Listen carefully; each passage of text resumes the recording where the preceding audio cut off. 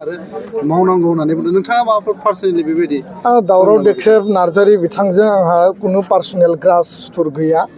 बिथांखौ आङो गोदो गुबुन गुबुन प्रग्रामाव लोगो मोनदों।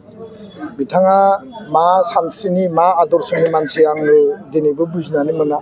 मालाबा बुङो बर' जाति जातीयताबादनि खोथा, मालाबा बुङो गुबुन हारिखौ दमन खालामनायनि बाथ्रा, मालाबा बुङो हारि माहारिनि गेजेराव दाङाबाजिनि खोथा, मालाबा माने गुबुन गुबुन खोथाफोरखौ लानानै बिथाङा बितर्कनि खोथा बुङो।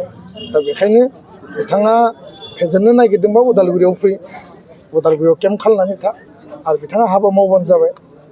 रायजो राजाया सिनायो जे सोर जातिनि थाखाय खामानि मावगोन, सोर समाजनि थाखाय खामानि मावगोन, सोर ओनसोलनि थाखाय खामानि मावगोन। आरो आङो पलिटिक्सआव निउ फेस, आंनियाव कुनु एन्टि इनकामबेन्सि गैया। 0% एन्टि इनकामबेन्सि लानानै हारिनि समाजनि ओनसोलनि जाति जनगोष्ठीनि खामानि मावनो थाखाय आं फैदों। आंनियाव मोनसे क्लिन आदर्श दङ, क्लिन सिन्ता दङ आरो बे सिन्ता आरो आदर्शखौ लानानै रायजोनि हाबा मावनो फैदों। रायजोआ अनगोन, बिसार बिबेसना खालायगोन। जाति धोरोम भाषा बासियालासे बयबो दा दोलो दोलो ओंखारबोदों। आङो जेब्लायबो बिथांमोननि आथिङाव खुलुमो आरो जि सिन्ताजों ओंखारबोदों नोंथांमोना अननाय हो, आशीर्बाद हो।